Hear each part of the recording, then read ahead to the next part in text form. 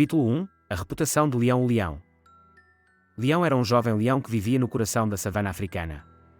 Era conhecido longe e longe como o leão mais corajoso e mais forte da terra.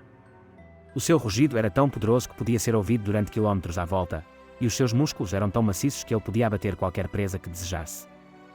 Mas Leão não era apenas fisicamente forte, era também mentalmente duro. Nunca desistiu de um desafio, por mais difícil que parecesse. Enfrentou todos os obstáculos com uma determinação feroz e uma determinação férrea.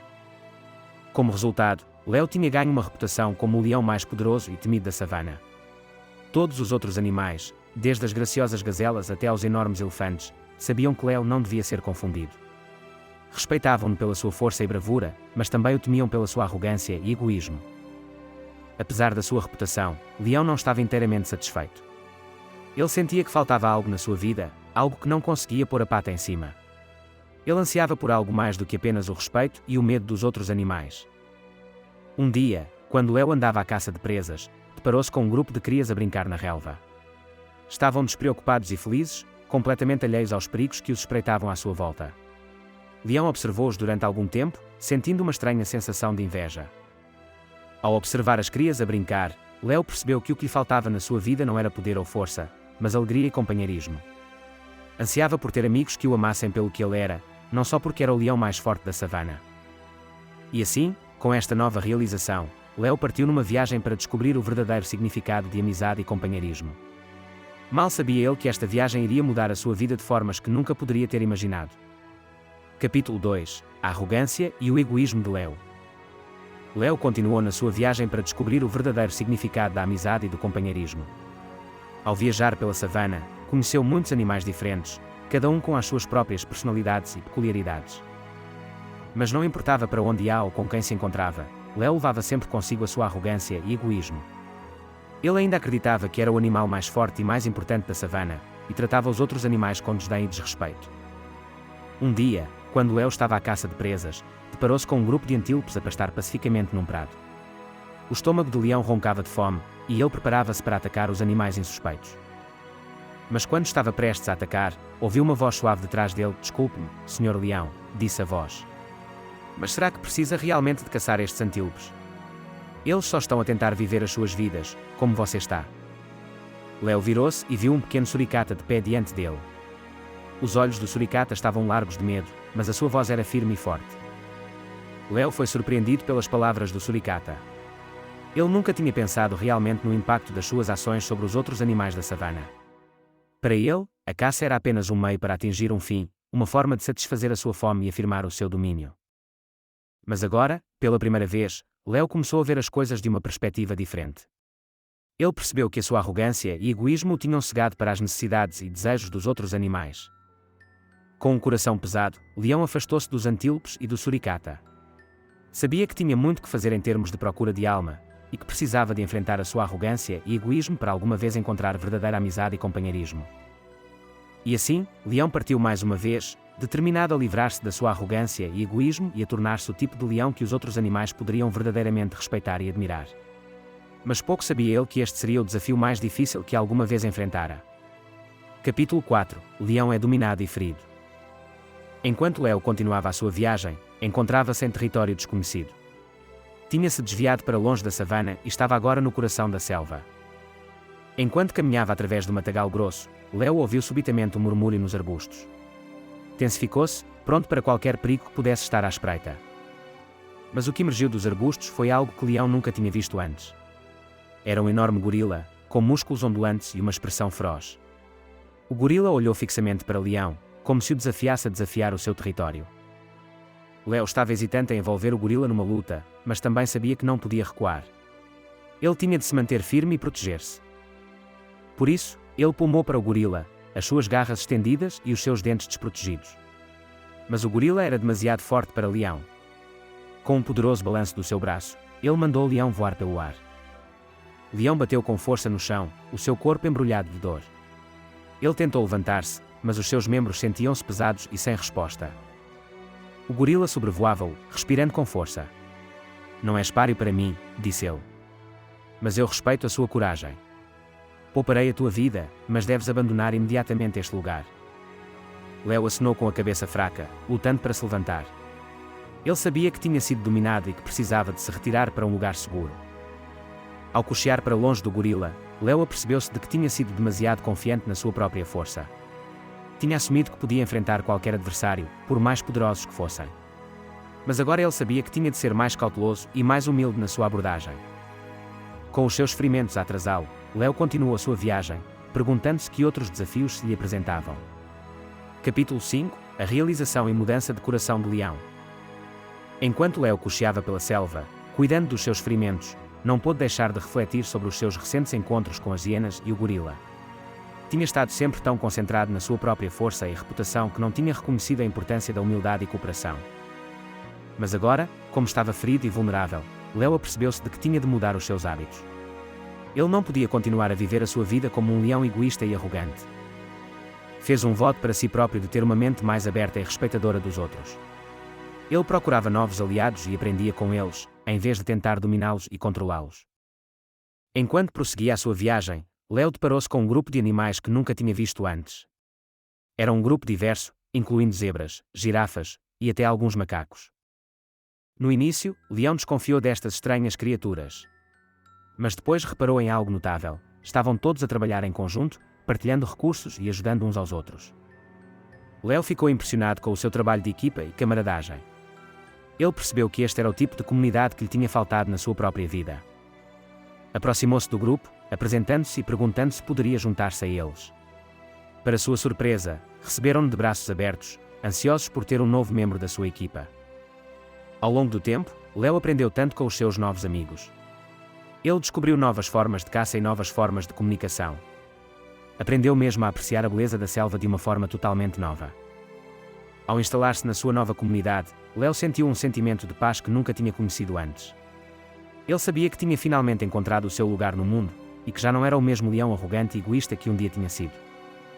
Mas ainda havia desafios pela frente, e Léo sabia que teria de se manter fiel aos seus novos ideais se os quisesse ultrapassar. Ele estava pronto para o que quer que estivesse por vir, confiante de que tinha a força e o apoio para enfrentar qualquer coisa que lhe aparecesse no caminho. Capítulo 6 – Léo pede desculpa e promete mudar. Um dia, Léo deparou-se com um rosto familiar, a hiena com a qual tinha lutado há meses. A hiena olhou para Leão com cuidado, lembrando-se claramente do seu último encontro. Leão sabia que tinha de fazer as coisas como deve ser. Aproximou-se da hiena e pediu desculpa pelo seu comportamento, reconhecendo que tinha sido arrogante e egoísta no passado. Para surpresa de Léo, a hiena aceitou o seu pedido de desculpas graciosamente.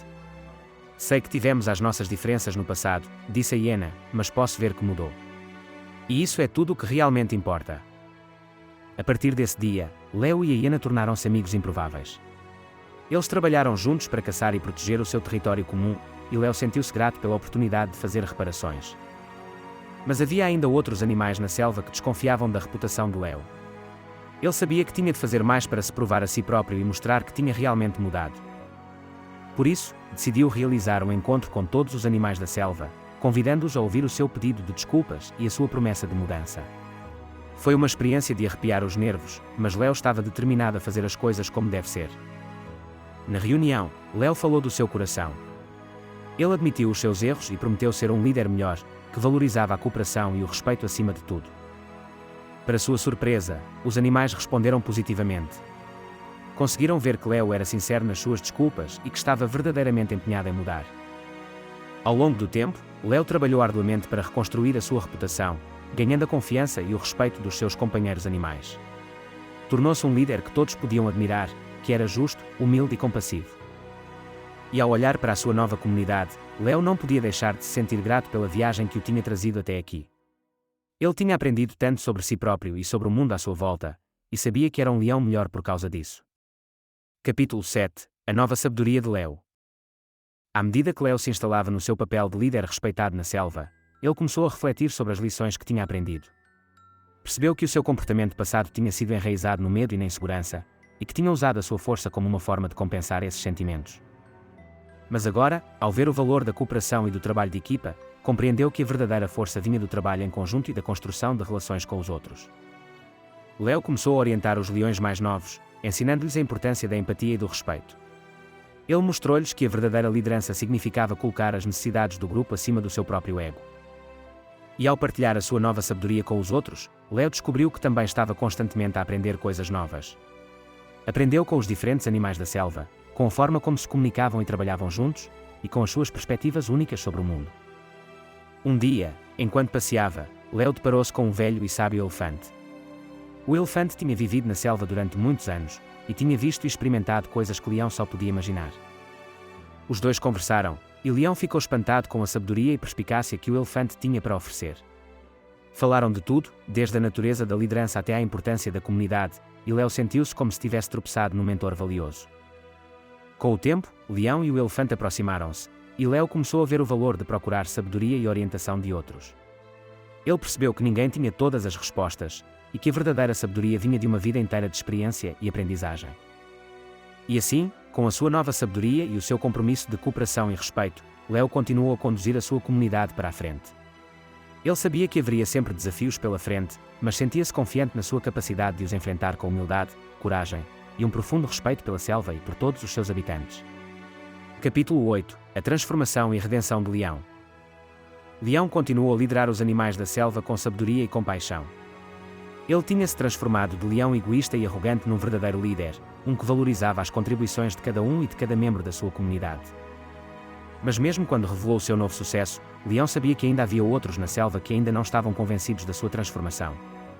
Havia ainda animais que o temiam, que se lembravam da sua reputação passada como um predador feroz e imprevisível. Assim, Leão decidiu partir numa viagem de redenção, para provar àqueles que duvidavam dele que ele tinha realmente mudado. Ele partiu para as profundezas da selva, determinado a mostrar que era um leão diferente do que tinha sido antes.